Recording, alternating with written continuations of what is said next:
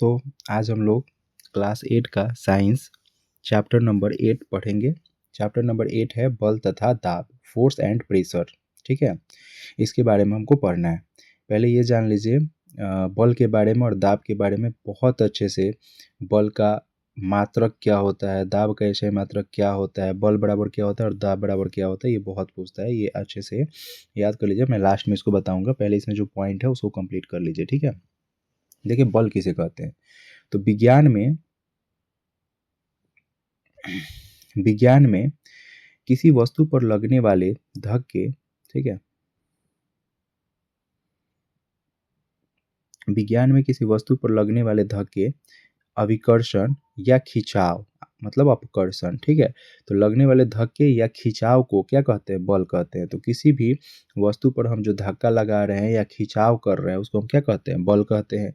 बल लगने के लिए कम से कम दो वस्तुओं में अन्योन्य क्रिया होनी आवश्यक है, अन्योन्य क्रिया होनी चाहिए। बल लगने के लिए कम से कम दो वस्तुओं के बीच में क्या होनी चाहिए, अन्योन्य क्रिया होना आवश्यक है। इस प्रकार दो वस्तुओं के बीच अन्योन्य क्रिया के कारण उनके बीच में क्या लगता है, बल लगता है। ठीक है, देखिए बल लगने से क्या होगा। बल लगने से होता है कि किसी वस्तु को विरामावस्था से गति में लाया जा सकता है। मान लीजिए कोई वस्तु है विरामावस्था में है, उसको हम धक्का दे दिए तो वो चलने लगती है। ठीक है, गति में ला सकते हैं। गतिशील वस्तु के चाल में परिवर्तन कर सकते हैं। मान लीजिए कोई गतिशील वस्तु है, उसको हम रोक सकते हैं। ठीक है, गतिशील वस्तु की दिशा में परिवर्तन कर सकते हैं ना भाई, बल लगा के ही गतिशील वस्तु के दिशा में परिवर्तन करते हैं। वस्तु की आकृति में परिवर्तन ला सकते हैं। कोई वस्तु कैसी है कैसे नहीं, जैसे आपको रोटी होता है, बल लगा के हम क्या करते हैं उसको, रोटी पहले ऐसे गोल होता है, बड़ा बड़ा गोल कर देते हैं उसको, भारत का चित्र बना देंगे, जो करना होता है वो कर देते हैं। ठीक है, तो वो आपको वस्तु की आकृति में भी परिवर्तन ला सकते हैं। तो ये सब बल होता है। ठीक है, अब थोड़ा बल के बारे में पढ़े। बल, संपर्क बल, पहला है एक संपर्क बल और दूसरा होता है असंपर्क बल। ठीक है, दो प्रकार के बल होता है, एक संपर्क बल और एक होता है असंपर्क बल। ठीक है, संपर्क बल जिसमें मतलब एक दूसरे से संपर्क हो, और असंपर्क बल जिसमें बिना संपर्क किए ही उस पर फोर्स लग जाए। ठीक है, अब संपर्क बल में कौन आता है, तो सबसे पहले आता है पेशीय बल। कौन आता है, पेशीय बल। पेशीय मतलब जो मेरा पेशी है, ठीक है, जो भी मेरा बॉडी है उसका मांसपेशियों के द्वारा जो किया जाता है वो क्या होता है, पेशीय बल। तो हमारी मांसपेशियों के क्रिया स्वरूप लगने वाले बल को पेशीय बल कहते हैं। ध्यान रखिएगा, हमारे मांसपेशियों के क्रिया स्वरूप लगने वाले बल को क्या बोलते हैं, पेशीय बल। जो भी मेरे हाथ वगैरह से ये सब बल लग रहा है वो क्या, कौन सा बल है, पेशीय बल। पशु भी अपने शारीरिक क्रियाकलापों अथवा अन्य कार्यों को करने के लिए पेशीय बल का उपयोग करते हैं। ठीक है, बैल, घोड़े, गधे, ऊंट जैसे पशु हमारे लिए विभिन्न कार्य करने के लिए उपयोग किए जाते हैं। पेशीय बल तभी लगाया जा सकता है जब पेशीय बल तभी लगाया जा सकता है जब पेशियां किसी वस्तु के संपर्क में हो। बिना संपर्क के हम इसको लगा सकते हैं, ये बताइए। जो पेशीय बल है बिना संपर्क किए क्या ये संपर्क हो पाएगा, नहीं हो पाएगा, इसलिए इसे संपर्क बल बोलते हैं। ठीक है, तो पेशीय बल को हम क्या बोलते हैं, संपर्क बल बोलते हैं। ठीक है, एक संपर्क बल में एक और आ जाता है घर्षण। कौन आ जाता है, घर्षण। तो वस्तुओं की गति की अवस्था में परिवर्तन का कारण क्या होता है, घर्षण होता है। तो कोई भी वस्तु गति में है और उसको रोकना है या कुछ भी रोकना है या स्पीड करना है, ठीक है, तो वहाँ पे कौन सा बल काम करता है, घर्षण बल काम करता है। अगर घर्षण नहीं होगा तो बहुत स्पीड में ही निकल जाएगा या आदमी खड़ा ही नहीं हो सकता। जैसे आप जमीन पे खड़े होते हैं तो किसके बदौलत होते हैं, घर्षण के कारण आप खड़े हो जाते हैं। अगर घर्षण नहीं रहे तो आप जमीन पे खड़े हो पाइएगा, नहीं हो पाइएगा, स्लिप कर जाइएगा। ठीक है, तो घर्षण बल जो है एक संपर्क बल है। तो ध्यान रखिएगा, अगर पूछे कि संपर्क बल में कौन आता है, तो जिसमें संपर्क हो। आप खुद सोच लेना कि उस समय कौन सा बल के बात बोल रहा है। जिसमें संपर्क हो रहा है वो संपर्क बल है, संपर्क नहीं हो रहा है तो असंपर्क बल है। घर्षण बल सभी गतिशील वस्तुओं पर लगता है और इसकी दिशा सदैव गति की दिशा के विपरीत होती है। तो जिधर से गति हो रही है, मान लो ऐसे बाइक आ रही है तो घर्षण बल किधर काम करेगा, ऐसे उल्टा काम करेगा। ठीक है, अगर हम ऐसे आगे आ रहे हैं तो घर्षण बल ऐसे पीछे काम करेगा, तब जाके हम खड़ा होते हैं। जमीन पे मान लो कि हम फोर्स लगा रहे हैं, अगर हम आगे लगाते हैं तो पीछे लगाएगा घर्षण बल, तब हम जाके जमीन पे क्या होते हैं, खड़ा हो पाते हैं। ठीक है, क्योंकि घर्षण बल दो सतहों के बीच संपर्क के कारण उत्पन्न होता है, इसलिए यह भी एक संपर्क बल का एक उदाहरण है। ठीक है, चलिए, अब हम पढ़ते हैं असंपर्क बल। किसके बारे में पढ़ते हैं? असंपर्क बल के बारे में। असंपर्क बल में सबसे पहला बल आता है चुंबकीय बल। एक चुंबक दूसरे चुंबक पर बगैर संपर्क में आए ही बल लगा देता है, बल लगा सकता है, और चुंबक द्वारा लगाया गया जो बल होता है वो असंपर्क बल का एक उदाहरण है। चुंबक द्वारा किसी लोहे के टुकड़े पर लगाया गया बल भी असंपर्क बल होता है। दो चुंबकों के समान ध्रुव एक दूसरे को प्रतिकर्षित करते हैं। समान ध्रुव, देखो जैसे कहने का मतलब, मान लो दो चुंबक है, दोनों चुंबक में एक चुंबक में नॉर्थ और साउथ ध्रुव होता है ना। मान लो ये चुंबक है, इस चुंबक में एक साइड में, वेट करो भाई,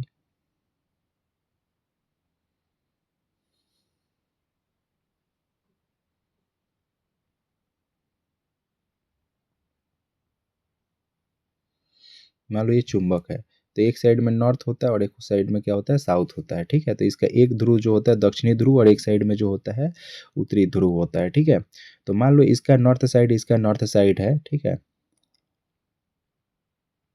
दो चुंबक बना देते हैं। देखो एक ये चुंबक हो गया, ठीक, और एक यहाँ पे एक चुंबक बनाते हैं, दो चुंबक हो गया। ठीक है, मान लो इसका नॉर्थ है और इसका साउथ है, और यहाँ पे फिर इसका साउथ है, यहाँ पे नॉर्थ है। तो जैसे ही ये दोनों समान ध्रुव होगा तो एक दूसरे को क्या करेगा, भगाएगा। ठीक है, इसका साउथ जब इसके साउथ के सामने आएगा तो ये इसको भगाएगा, इसे इधर धकेलेगा उसको, तो इसको हम क्या बोलते हैं, प्रतिकर्षित। क्या बोलते हैं, प्रतिकर्षित करते हैं। तथा असमान ध्रुव होंगे, जैसे एक नॉर्थ होगा और इधर साउथ है, फिर यहाँ पे एक नॉर्थ हो और यहाँ पे साउथ हो। ठीक है, तो बताओ ये नॉर्थ और साउथ है तो क्या होगा, एक दूसरे को आकर्षित करेंगे। एक दूसरे को क्या करेंगे, आकर्षित करते हैं। तो ध्यान रखना, एक दूसरे को आकर्षित कब करेंगे, जब दोनों असमान ध्रुव होंगे तो एक दूसरे को आकर्षित करेंगे, और जब दोनों समान ध्रुव होंगे, मतलब दोनों नॉर्थ नॉर्थ हो या साउथ साउथ हो, तो क्या करेंगे, प्रतिकर्षित करेंगे, मतलब धक्का देंगे। तो ध्यान रखना, चुंबकीय बल जो होता है वो असंपर्क बल होता है। स्थिर वैद्युत बल, कौन सा बल, स्थिर वैद्युत बल, ये भी जो होता है असंपर्क बल होता है। एक आवेशित वस्तु द्वारा किसी दूसरी आवेशित अथवा अनावेशित वस्तु पर लगाया गया बल जो होता है स्थिर वैद्युत बल कहलाता है। ठीक है, तो वस्तुओं के संपर्क में न होने पर भी यह बल कार्य करता है, इसलिए स्थिर वैद्युत बल असंपर्क बल का एक उदाहरण है। तो अगर आपसे क्वेश्चन पूछे कि बताओ स्थिर वैद्युत बल क्या है, तो असंपर्क बल है। चुंबकीय बल क्या है, तो असंपर्क बल है। ठीक है, अब आ जाओ गुरुत्वाकर्षण बल। गुरुत्वाकर्षण में भी देख लो, गुरुत्वाकर्षण, कोई भी वस्तु को तुम ऊपर बिकते हो, लेकिन फिर वो कहाँ चला आता है, नीचे आ जाता है। वो क्यों आता है, तो गुरुत्वाकर्षण के कारण आता है। क्या उन दोनों के बीच में मतलब कोई एक दूसरे से सटा हुआ है, नहीं ना सटा हुआ है, इसका मतलब क्या है, असंपर्क बल है। तो गुरुत्वाकर्षण बल भी असंपर्क बल है। तो वस्तु पृथ्वी की ओर इसलिए गिरती है क्योंकि यह उन्हें अपनी ओर आकर्षित करता है, और इस बल को गुरुत्व बल या केवल गुरुत्व कहते हैं। गुरुत्व केवल पृथ्वी का ही गुण नहीं, वास्तव में विश्व में सभी वस्तुएं, चाहे वे छोटी हो या बड़ी हो, एक दूसरे के ऊपर बल लगाती हैं। यह गुरुत्वाकर्षण बल कहलाता है। क्या कहलाता है, गुरुत्वाकर्षण बल। तो जितनी भी वस्तु हैं एक दूसरे पर क्या लगाती हैं, बल लगाती हैं। ठीक है, और इसे हम लोग क्या बोलते हैं, गुरुत्वाकर्षण बल कहते हैं। गुरुत्वाकर्षण बल भी क्या है, एक असंपर्क बल है। ठीक है, चलिए, तो वो तो हम लोग पढ़े बल। अब हम पढ़ेंगे दाब। ठीक है, दाब जो होता है किसी पृष्ठ के प्रति एकांक क्षेत्रफल पर लगने वाले बल को हम क्या कहते हैं, दाब कहते हैं। तो मान लीजिए कोई पृष्ठ है, उस पृष्ठ के प्रति एकांक क्षेत्रफल पर लगने वाले जो बल होते हैं, प्रति एकांक, सभी छोटे छोटे छोटे, मतलब प्रति एकांक क्षेत्रफल पर लगने वाले जो बल होते हैं उसे क्या कहते हैं, दाब कहते हैं। तो दाब का फॉर्मूला जो होता है, ध्यान रखिएगा, दाब बराबर जो होता है वो होता है बल बटा क्षेत्रफल। दाब बराबर क्या होता है, तो ऊपर होता है बल और नीचे होता है बटा में क्षेत्रफल। बल और नीचे होता है क्षेत्रफल। देखो क्षेत्रफल जब भी होता है ना, क्षेत्रफल जब भी होता है वो स्क्वायर में होता है। जैसे मीटर होगा तो मीटर स्क्वायर, सेंटीमीटर होगा तो सेंटीमीटर स्क्वायर, कुछ भी होगा, बस ध्यान रखना ऊपर क्या होगा, स्क्वायर में होता है। एरिया निकालते हैं तो क्षेत्रफल जब निकालते हैं तो हमेशा स्क्वायर में होता है। ठीक है, तो इसे क्वेश्चन क्या बन जाता है, तो इसे क्वेश्चन ये बन जाता है, इसे तुम्हारा क्वेश्चन क्या बनता है, तो इसे क्वेश्चन बनता है कि मान लो कि बल बराबर तुम्हारा, बल देखो बल जो होता है ना वो न्यूटन में मापते हैं। किस में मापते हैं, न्यूटन में। ठीक है, तो मान लो किसी वस्तु पे हम बल लगा रहे हैं 10 न्यूटन, और उसका जो क्षेत्रफल है मान लो कि कितना है, उसका क्षेत्रफल जो है एक एक वर्ग मीटर है, एक वर्ग मीटर है। मान लो 1 वर्ग मीटर है तो पूछेगा दाब क्या होगा, तो दाब बराबर क्या होता है, तो बल बटा क्षेत्रफल। तो बल ऊपर बल बटा क्षेत्रफल का मान 1, तो कितना हो जाएगा ये 10/1 मतलब 10 न्यूटन पर मीटर स्क्वायर। न्यूटन पर मीटर स्क्वायर। देखो न्यूटन इसका है, बल का क्या होता है न्यूटन, तो न्यूटन। और उसके बाद नीचे है, ये नीचे ये लाइन में है तो नीचे के लिए हम इसको बोलते हैं पड़, क्या बोलते हैं पड़। और नीचे क्या है मीटर स्क्वायर, क्षेत्रफल नीचे है ना तो मीटर स्क्वायर, तो यानी न्यूटन पर मीटर स्क्वायर, न्यूटन पर मीटर स्क्वायर। तो 10 न्यूटन पर मीटर स्क्वायर जो होगा दाब लगेगा। तो आपसे क्वेश्चन अगर पूछे कि बल इतना है क्षेत्रफल इतना है तो दाब कितना होगा बता सकते हो, ठीक है।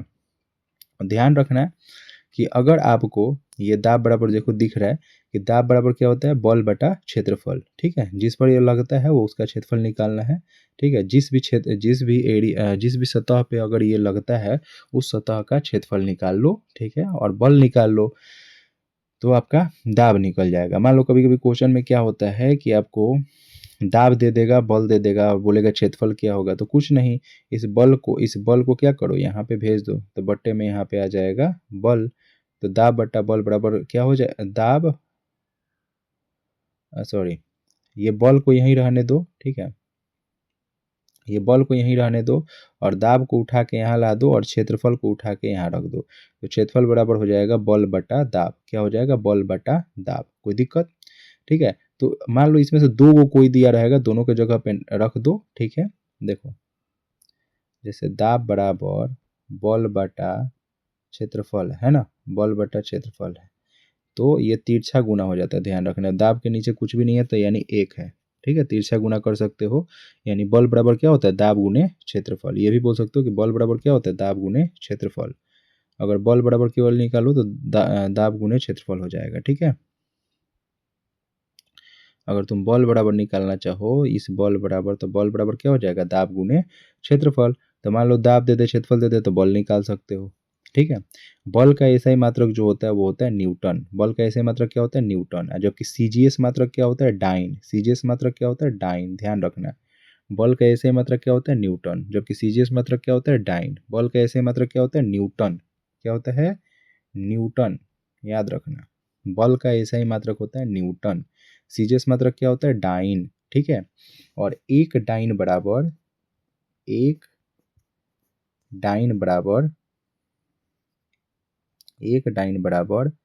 10 के पावर 5 न्यूटन होता है। एक डाइन बराबर 10 के पावर 5 न्यूटन होता है। एक सॉरी रुक जाओ एक सेकेंड। एक न्यूटन बराबर जो होता है 10 के पावर 5 डाइन होता है, ठीक है। 1 न्यूटन बराबर 10 के पावर 5 डाइन होता है, ठीक है। ध्यान रखना 1 न्यूटन में कितने डाइन होते हैं 10 के पावर 5 डाइन होते हैं। 1 न्यूटन में 10 के पावर 5 डाइन होते हैं। 1 न्यूटन में 10 के पावर 5 डाइन होते हैं। तो बल का एसआई मात्रक न्यूटन, बल का सीजीएस मात्रक डाइन, बल का सीजीएस मात्रक डाइन, याद रहेगा। और बल बराबर जो होता है आपका, जो बल बराबर होता है, बल बराबर क्या होता है भाई, तो एक तो यहाँ से हो जाएगा दाब गुने क्षेत्रफल, बल बराबर दाब गुने क्षेत्रफल। दूसरा क्या हो जाएगा, तो बल बराबर जो होता है वो होता है आपको एफ बराबर एम ए, क्या होता है एम ए, एफ बराबर एम ए। बल को एफ बोलते हैं यानी फोर्स, एम ए, एम मतलब द्रव्यमान, ठीक है। तो इसको बोल सकते हो द्रव्यमान गुने त्वरण, द्रव्यमान गुने त्वरण, ठीक है। तो जो बल बराबर होता है वो द्रव्यमान गुने त्वरण होता है। तो अगर आपको द्रव्यमान दिया रहे, द्रव्यमान मतलब किसी भी वस्तु का द्रव्यमान कितना है, तो वो किलोग्राम में हो सकता है, ग्राम में हो सकता है, मेन किलोग्राम में होता है। द्रव्यमान किलोग्राम में मापा जाता है। किस में मापा जाता है, किलोग्राम में। तो मान लो दे देगा कि 10 किलोग्राम कोई वस्तु है, उसका त्वरण जो है, त्वरण का देखो, त्वरण का ऐसे मात्रक क्या होता है, तो त्वरण का जो ऐसे मात्रक होता है वो होता है मीटर प्रति सेकेंड स्क्वायर। मीटर प्रति सेकेंड स्क्वायर, देखो मीटर प्रति सेकेंड स्क्वायर, प्रति को या तो माइनस लिख दो या नहीं तो ऐसे लिख दोगे तो माइनस हट जाएगा। अगर ऐसे लिख दोगे तो माइनस हो जाएगा, मीटर प्रति सेकेंड स्क्वायर, ठीक है। त्वरण का ऐसे मात्रक मीटर प्रति सेकेंड स्क्वायर, द्रव्यमान का ऐसे मात्रक किलोग्राम, द्रव्यमान का ऐसे मात्रक किलोग्राम, ठीक है। तो कोई वस्तु 10 किलोग्राम का दे देगा, त्वरण बोल देगा कि मान लो कि 5 मीटर प्रति सेकंड स्क्वायर उसका त्वरण है, तो बल क्या होगा, तो क्या करो, द्रव्यमान के जगह पे यहाँ पे रख दोगे, द्रव्यमान के जगह रख दोगे 10 kg, बल बराबर, तो द्रव्यमान के जगह रख दोगे 10 और त्वरण तुम्हारा 5 था, तो 10 बचे कितना हो जाएगा, 50 न्यूटन जो तुम्हारा हो जाएगा वो क्या हो जाएगा, बल हो जाएगा। तो अगर किसी वस्तु का द्रव्यमान दिया है और त्वरण दिया है तो आपको उसका बल निकल जाएगा। ठीक है, अगर किसी वस्तु का दाब दिया है और क्षेत्रफल भी दिया है फिर भी बल निकल जाएगा, क्योंकि बल बराबर क्या होता है भाई, तो बल बराबर होता है दाब गुणे क्षेत्रफल, ये भी होता है ना, यहाँ से देखो, यहाँ से दाब गुणे क्षेत्रफल भी हो जाएगा। ठीक है, तो इसका दोनों फार्मूला होता है बल का। ठीक है, चलो आगे चलते हैं। अब दाब के बारे में थोड़ा जान लें कि दाब का एसआई मात्रक क्या होता है। तो दाब का एसआई मात्रक जो होता है वो होता है पास्कल।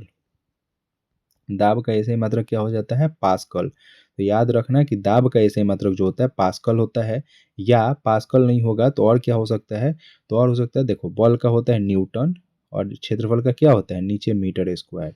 ठीक है, तो न्यूटन प्रति मीटर स्क्वायर, न्यूटन प्रति मीटर स्क्वायर, या तो पास्कल बोलो और नहीं तो न्यूटन प्रति मीटर स्क्वायर बोलो, या तो पास्कल बोलो नहीं तो न्यूटन प्रति मीटर स्क्वायर बोलो। क्या दाब का ऐसे मतलब क्या बोलोगे, न्यूटन प्रति मीटर स्क्वायर या पास्कल। ठीक है, तो अगर आपसे क्वेश्चन भी बोल दे कि एक पास्कल बराबर कितने न्यूटन मीटर होंगे भाई, तो 1 न्यूटन पर मीटर स्क्वायर, तो 1 पास्कल बराबर 1 न्यूटन पर मीटर स्क्वायर होता है। ठीक है, तो कंफ्यूजन नहीं होना है, अगर 1 पास्कल बराबर पूछे तो 1 न्यूटन पर मीटर स्क्वायर होता है। ठीक है, दाब का ऐसे मात्रक पास्कल, बल का ऐसे मात्रक न्यूटन और बल का सीजीएस मात्रक डाइन। ठीक है, किसी बर्तन की तली पर पानी द्वारा लगाया जाने वाला दाब पानी के स्तंभ की ऊंचाई पर निर्भर करता है, पानी के स्तंभ की ऊंचाई पर निर्भर करता है। किसी भी बर्तन की तली पर पानी द्वारा जो लगाया जाने वाला दाब है पानी के स्तंभ की ऊंचाई पर निर्भर करता है। कहने का मतलब मान लो कि ये बर्तन है और बर्तन कितना ज़्यादा ऊंचा पानी भरा हुआ है, मान लो बहुत बड़ा ऐसे स्तंभ है, स्तंभ बहुत बड़ा है, तो इस पे यहाँ पे क्या होगा, दबाव ज़्यादा पड़ेगा, दबाव ज़्यादा पड़ेगा। ठीक है, ये चीज़ ध्यान रखना। द्रव जो है, जो लिक्विड है बर्तनों की दीवारों पर दाब डालता है, जो लिक्विड होता है द्रव होता है बर्तनों की दीवार पर क्या करता है, दाब डालता है। द्रव बर्तन की दीवारों पर समान गहराई पर समान दाब डालते हैं। गैसें जिस बर्तन में रखी जाती है उसकी दीवारों पर दाब डालती है, तो जो भी गैस हम जिस बर्तन में रखते हैं उसकी दीवार पे क्या होती है, दाब डालती है। अब हम पढ़ेंगे वायुमंडलीय दाब। हमारे चारों ओर वायु है और वायु के इस आवरण को हम लोग वायुमंडल कहते हैं। क्या कहते हैं, वायुमंडल कहते हैं। वायुमंडल वायु पृथ्वी के तल से कई किलोमीटर ऊपर तक फैली हुई है और इस वायु द्वारा लगाए गए दाब को हम क्या बोलते हैं, वायुमंडलीय दाब कहते हैं। तो इकाई क्षेत्रफल के वायु स्तंभ पर लगने वाले गुरुत्व बल वायुमंडलीय दाब के बराबर होता है। कहने का क्या मतलब कि इस वायुमंडल में इकाई क्षेत्रफल पर, एकदम छोटा सा कोई भी क्षेत्रफल, इकाई क्षेत्रफल के वायु स्तंभ पे, जो वायु का स्तंभ है उस पर लगने वाले जो गुरुत्व बल होते हैं, ठीक है, जो पृथ्वी के द्वारा जो बल लगता है उसे हम क्या बोलते हैं, वायुमंडलीय दाब कहते हैं। हमारे शरीर के अंदर का दाब भी वायुमंडलीय दाब के बराबर है और यह बाहर के दाब को संतुलित कर देता है। ठीक है, तो अगर क्वेश्चन पूछे कि हमारे शरीर का अंदर जो दाब है वो किसके बराबर होता है, तो वायुमंडलीय दाब के बराबर होता है। 17वीं शताब्दी में जर्मनी के एक वैज्ञानिक ऑटो वान गेरिक ने बर्तनों से वायु बाहर निकालने के एक पंप का आविष्कार किया। ठीक है, ध्यान रखना, 17वीं शताब्दी में जर्मनी के एक वैज्ञानिक, कौन वैज्ञानिक था भाई, ऑटो वान गेरिक ने बर्तनों से वायु निकालने का एक पंप आविष्कार किया था। ठीक है, चलो, बल जो है दो वस्तुओं के बीच अन्योन्य क्रिया के कारण होता है। ये तो हम बता दिए, पहले ही बताए थे कि बल जो होता है ना, दो वस्तुओं के बीच क्या होता है, अन्योन्य क्रिया होता है, कोई ना कोई क्रिया होगा तभी बल लगेगा। बल का परिमाण और दिशा दोनों होता है, बल में क्या होता है, परिमाण और दिशा दोनों होता है, इसलिए बल कैसी राशि है, सदिश राशि है, ये चीज़ ध्यान रखना। तो बल में जो होती है ना, परिमाण और दिशा दोनों होती है, बल में परिमाण और दिशा दोनों होती है। ठीक है। द्रव तथा गैस बर्तनों की दीवार पर क्या करते हैं, दाब लगाते हैं। ये तो हो गया था। ठीक है, तो ये था आपको बल और दाब। ठीक है, चलिए ठीक है, फिर अगले वीडियो मिलते हैं। अच्छे से इसको पूरा कंप्लीट करना है। ठीक है, जितना मैं बताया हूँ ना उसको कंप्लीट कीजिए। संपर्क बल, असंपर्क बल अच्छे से कंप्लीट कीजिए। कौन कौन संपर्क बल में आता है, कौन कौन असंपर्क बल में आता है, बल का ऐसे मात्रा क्या है, बल किसे कहते हैं, दाब किसे कहते हैं, दाब का ऐसे मात्रा क्या है, दाब का फॉर्मूला क्या है, बल का फॉर्मूला क्या है। ठीक है, okay, thank you. Next video मिलते हैं फिर।